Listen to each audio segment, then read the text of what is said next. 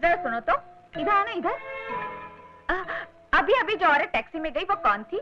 क्यों, क्या बात है? हाँ, ऐसी कोई बात नहीं, मैं तो बस यूं ही पूछ रही थी कि जो औरत मेरे दरवाजे आई उसे तुम अपने घर ले गई, खाना वाना खिलाया, बड़े प्यार से विदा किया। मुझे ऐसा लगा कहीं वो तुम्हारी सास तो नहीं। अरे क्या बात करती हो, आजकल के जमाने में कोई बहू अपनी सास को पूछती भी है? मैं उनको अपने घर में लेके गई, उनकी खातिरदारी की, तो भला वो मेरी सास कैसे हो सकती है? लेकिन ये सब तुम मुझसे क्यों पूछ रहे हो? कहीं वो तुम्हारी सास तो नहीं? नहीं नहीं, ऐसी कोई जल्दी नहीं, अच्छी तरह सोच के जवाब देना। मैं घर में ही बैठी हूँ।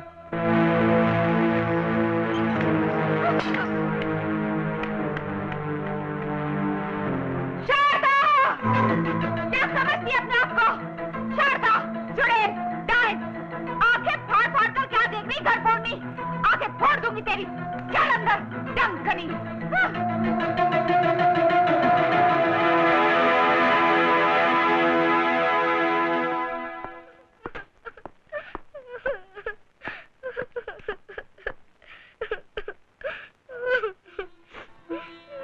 पिंकी बेटे, अरे पिंकी बेटे, तुम रो क्यों रही हो? मम्मी ने मारा। जरूर तुमने कोई शरारत की होगी। नहीं डैडी। तो फिर क्यों मारा? पता नहीं डैडी। डैडी एक काम करो, मेरा नाम बदल दो प्लीज डैडी। मगर क्यों बेटे? मम्मी मुझे रात दिन शारदा चुड़ैल, शारदा डायन कहती रहती है। तो शुरू हो गई चुगलखोर अपने बाप के कान भरने। कैसी हो तुम रूपा? अच्छा भला नाम है बच्चे का, लेकिन तुम उसमें गाली जोड़े बिना बात ही नहीं करती।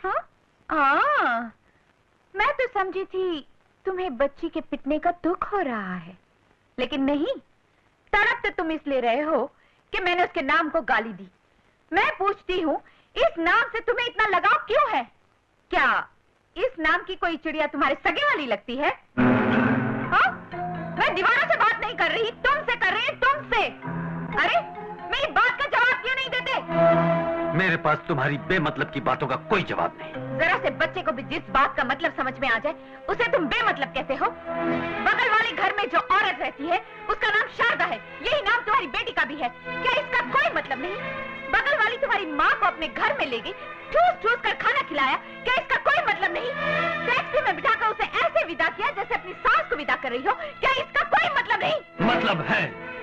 मतलब ये कि उस वक्त तुम घर में नहीं थी। मतलब ये कि तुम किसी सिनेमा हॉल या शॉपिंग सेंटर की खाक छान रही थी। और मतलब ये कि तुम अपनी सास को सास नहीं, एक फटियाल भिखारन समझती हो। इससे ज्यादा और कुछ नहीं। तो तुम्हारा मतलब है वो पराई औरत सही और मैं गलत? ठीक है, कल तुम्हें इस बात का जवाब भी मिल जाएगा कि कौन सही है और कौन गलत। अरे भाई, ये सेब तो हटाइए, इसमें दाग है। अरे बीबी, ये तो एक ही दाग है, वो भी सेब पर अगर किसी औरत पर दाग लग जाए तो इसका कोई क्या करे? हाँ?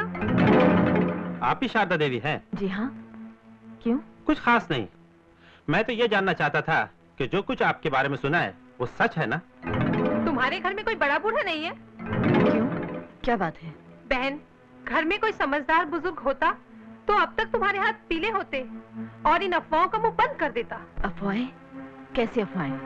यही कि बाजू वाले घर के मर्द के साथ तेरा नाजायज रिश्ता है तो उसकी। भैया, और जानती इस बात का ढोल कौन पीटता फिर रहा है? खुद उसकी बीवी। और इसमें मैं उसकी कोई गलती नहीं मानता। अगर फूल को वक्त से न तोड़ा जाए तो डाली पे पड़ा पड़ा एक दिन तो मुरझा जाएगा ना। दरअसल गलती मेरी है जो तेरी बात मान ली और तू आज तक कुंवारी बैठी है। अगर तेरा अपना पति होता, अगर तेरा अपना घर होता तो मजाल कोई तेरी तरफ उंगली उठाता? भैया, आज की पढ़ी लिखी समझदार औरत को अपना सम्मान बचाए रखने के लिए अगर घर और पति के कवच का ही सहारा लेना पड़े तो बेकार है उसका पढ़ना लिखना, और बेकार है उसको देवी दुर्गा या शक्ति कहना। तेरी 21वीं सदी की बातें 20वीं सदी के समाज को नहीं समझ में आने की, और समाज को बदलने की कोशिश करना कानूनन जुर्म है मुन्नी। अब तेरी शादी होकर रहेगी।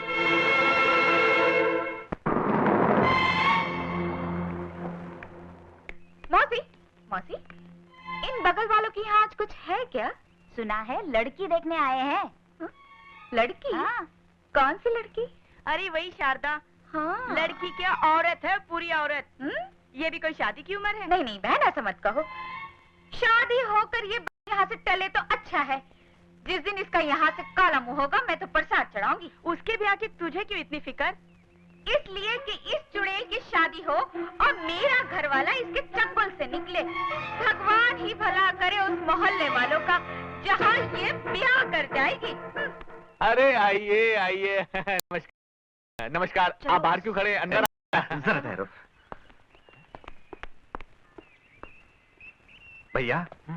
बेटा अभी बाप का ही है, पहले से सब कुछ सोच लेना ठीक रहेगा। सुनो जी, हाँ जी। मुझे तो दाल में कुछ काला नजर आता है। वरना इतनी बड़ी लड़की इतनी उम्र तक कुंवारी थोड़ी बैठी रहेगी। हाँ, मैं तो कहती हूँ कुछ बहाना बना के चले चलो यहाँ से। ठीक है। हाँ, हाँ। बात क्या है बेटे, मेरे बड़े भाई भी शुभ अवसर पर आने वाले थे, लेकिन अभी अभी पता चला है कि वो आ नहीं सकते, और हमारे यहाँ उनकी मर्जी के बिना कुछ भी नहीं हो सकता। इसलिए आज की रस्म किसी और दिन रख ली जाए तो ठीक रहेगा। ये क्या कह रहे हैं आप? सारा प्रोग्राम तय हो जाने के बाद उसे मुलतवी कर देना कानूनन जुर्म है। लेकिन एक ऐसी लड़की को जिसके बारे में लोग बाग तरह तरह की बातें कर रहे हैं, चालाकी से उसे किसी के गले बांध देना, ये भी कानूनन जुर्म है। लेकिन आपने ये कैसे मान लिया कि लोग बाग जो बकवास कर रहे हैं वो सच है? बिना आग जले धुआं नहीं उठता, कुछ तो सच्चाई होगी। लेकिन आप मेरी बात तो सुनिए। देखिए, मैं बात का बतंगड़ क्यों बना रहे हो भाई? हम तुमसे तो ये नहीं कह रहे हैं कि हमें लड़की पसंद नहीं है, हम तुमसे ये भी नहीं पूछ रहे हैं कि लड़की का चाल चलन कैसा है, और हम तुमसे ये भी नहीं पूछ रहे कि लड़की आज तक कुंवारी क्यों बैठी हुई है।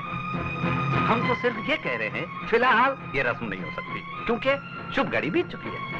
हाँ हाँ, लेकिन चलो जी। मेरी बात तो सुनिए, आप देखिए, सुनिए।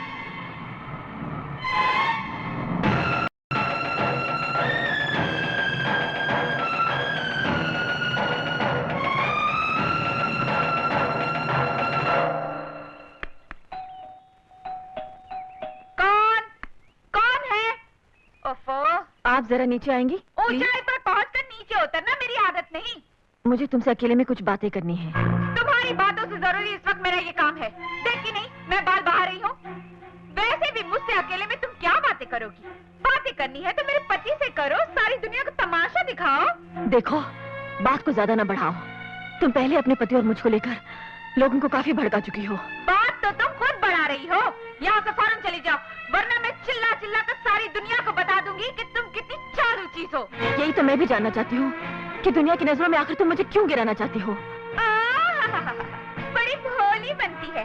अगर तेरी नीयत इतनी ही साफ है तो रहने के लिए तूने यही जगह क्यों चुनी? अपने झूठे लाड प्यार से मेरी बेटी पर जादू क्यों डाला? मेरी सास की इतनी लल्लू चप्पू क्यों की? मेरे पति को अपने प्रेम जाल में फंसाने के लिए ना? ये सरासर झूठ है, गलत है। मुझे झूठा ठहराकर तुम मेरा मुंह तो बंद कर देगी, क्या समाज का मुंह भी बंद कर पाएगी? समाज के कान भरने वाली भी तो तुम ही हो। तुम्हारी एक झूठ ने मेरी जिंदगी तबाह कर दी। तू अपने आप को बहुत पवित्र समझती है। मैं क्या हूँ ये मैं अच्छी तरह जानती हूँ। मुझे तो तुमसे सिर्फ इतना कहना है कि तुम अपनी फैलाई झूठी अफवाहें वापस ले लो और अपनी गलती सबके सामने कबूल कर लो। ना मैंने कोई अफवाह फैलाई, ना कोई गलती की। मैं तो धमकी की चोट पर आज भी यही कहूंगी, तू मेरे पति की रखेल है, रखेल है, रखेल है।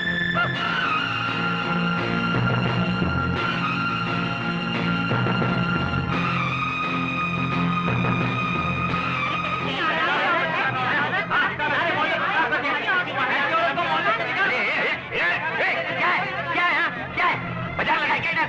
चलो जाओ। आ जाते हो कहाँ से पता नहीं। चलो जाओ, जाओ, जाओ, अपना काम करो, जाओ। अरे जाओ ना।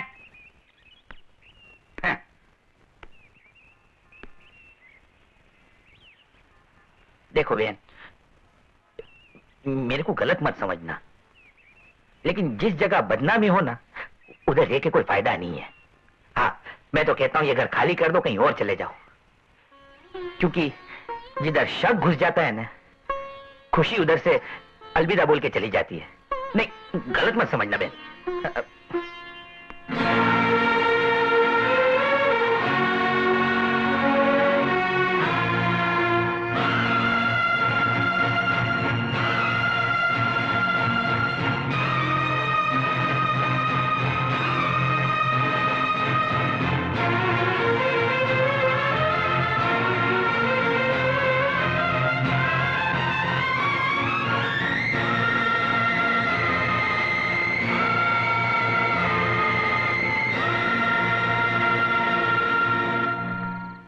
अच्छा भैया। इस उठते तूफान का अंत करने के लिए तूने जो रास्ता चुना है मुन्नी, वो ठीक नहीं है। यह अंत नहीं है भैया, शुरुआत है। न्याय की ये लड़ाई मैं इसलिए लड़ना चाहती हूँ कि आइंदा किसी मासूम और शरीफ लड़की को बदनामी और झूठी तोहमतों के खाई में न धकेल दिया जाए, मेरी तरह। लेकिन मुन्नी मेरी बात तो सुन। भैया चलो।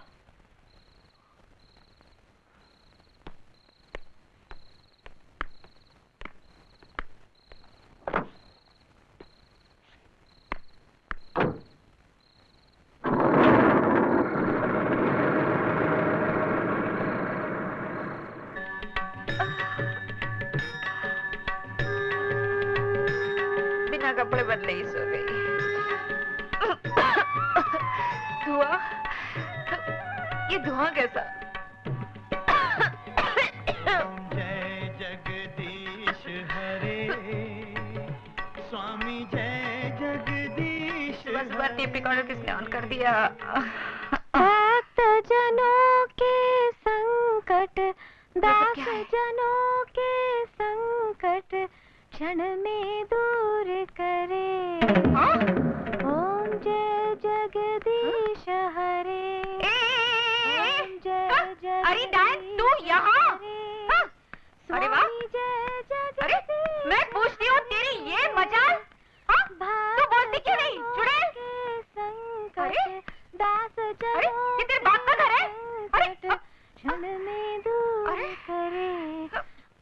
मैं दीवारों से अपना माथा नहीं फोड़ रही हूँ, तुझे पुकार रही हूँ, तुझे। किसी की पूजा में बाधा नहीं डालनी चाहिए, इतना भी नहीं जानते दीदी? दीदी? मैं और तेरी दीदी? हाँ, तुम इस घर में पहले आई और मैं बाद में, तो तुम मेरी दीदी हुई ना। आज से तुम में और मुझ में कोई फर्क नहीं। आज से ये घर हमारा, ये बच्ची हमारी, और वो यानी पिंकी की डैडी हमारे पति। क्या कहा बेशरम? हमारे पति?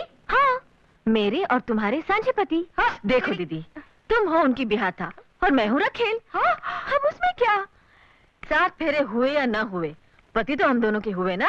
खैर छोड़ो, मुझे तुमसे बात पूछनी थी दीदी। हाँ, हमारे पतिदेव है कहाँ के? पंजाब के, गुजरात के, बिहार के, या कहीं के भी हो, तुम्हें क्या? वो क्या है ना दीदी, अगर ये पंजाब के हैं तो मैं उन्हें यूं पुकारूंगी, मैं के गल सुनो जी, रोटी तैयार है। और कहीं ये गुजरात के हैं तो मैं यूं कहूंगी, अरे ओ धनी जी जम्मू पधारो जी। और कहीं ये बिहार के हैं तो मैं कहूंगी, अरे ओ पिंकी के बापू रोटी तैयार हो गई रे, झटपट आजा। तुम सोच रही होगी दीदी कि मेरे और इनके बीच में ये खाने का चक्कर कहाँ से आ गया। बड़े बड़े महापुरुषों ने एक ही बात कही है कि अगर किसी स्त्री को अपने पुरुष का मन जीतना हो तो उसके लिए 2 ही रास्ते हैं, एक खाने का और दूसरा सोने का। यू? हाँ दीदी, उस मामले में तो वो मेरी मुट्ठी में है ही। अब कोशिश ये है कि खाने के मामले में भी मैं उनको खुश कर दूं और हमारा पति बस मेरा पति बनकर रह जाए। चलो मैं किचन में चलो। तेरी ये मजाल, एक तो मेरे घर में घुसाई, ऊपर से मेरे पति को अपना पति कहे जा रही है। और तेरी ये मजाल कैसी हुई कि तूने मुझे अपने पति की रखेल कहा? कहा, और आगे भी कहूंगी, एक बार नहीं 1000 बार कहूंगी। अगर 5 मिनट के अंदर तू इस घर से नहीं निकली तो मैं इस मोहल्ले या शहर में ही नहीं, सारी दुनिया में चिल्ला चिल्ला कर कहूंगी। कहाँ चली जाऊं? हाँ, तेरी मेहरबानी से इस शहर में अब मेरा कोई ठिकाना नहीं है। एक तो अकेली औरत, ऊपर से बदनाम, कौन रहने देगा मुझे? हाँ, अगर ये मेरे साथ है तो कोई मुझे कुछ नहीं कह सकता। कहो तो अपने पति को मैं अपने साथ ले जाऊं दीदी? बस रात, मैं तुझे जिंदा नहीं छोड़ूंगी। एक शरीफ और इज्जतदार औरत के चरित्र पर बेबुनियाद शक की कालिक पोत कर बहुत बड़ा पाप किया तुमने। चलो माफी मांगो इसे। यहाँ माफी मांगने से काम नहीं चलेगा। इसने भरे बाजार मुझ पर कीचड़ उछाली, मुझे जलील किया, बदनाम किया है। ये अपनी बेटी के सर पर हाथ रख के सबके सामने कसम खाए कि इसने मेरे बारे में जो कुछ भी कहा वो सफेद झूठ था।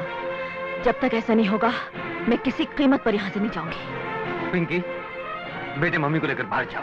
चलो ना मम्मी। छोड़ कमबख्त, बीवी ने 1000 गलतियां की हो, फिर भी पति का क्या ये फर्ज है कि गैर औरत के लिए वो अपनी बीवी को माफी मांगने पर मजबूर करे? तुम अपने आप को पति कहते हो? पति? शादीशुदा होकर भी तुम ये भूले रही कि तुम्हारा एक पति भी है, तो ये तुम्हारी भूल थी। और अगर आज मैं भी तुम्हें एहसास न दिला दूं कि मैं तुम्हारा पति हूं, तो ये मेरी गलती होगी। इससे पहले कि मैं पति के अधिकारों को इस्तेमाल करूं, तुम चुपचाप इनसे माफी मांगो। कभी नहीं, मेरे जीते जी ऐसा कभी नहीं होगा। मेरे जीते जी भी ऐसा कभी नहीं होगा कि मैं इस घर से कहीं और चली जाऊं। मुझे धक्के मार कर निकालना आता है और एक दिन मैं तुझे निकाल कर रहूंगी, देख लेना। सच्चाई उगलवाना मुझे भी आता है और एक दिन मैं तुम्हारे मुंह से उगलवा कर ही रहूंगी, तुम भी देख लेना। देख लूंगी। मैं भी देख लूंगी।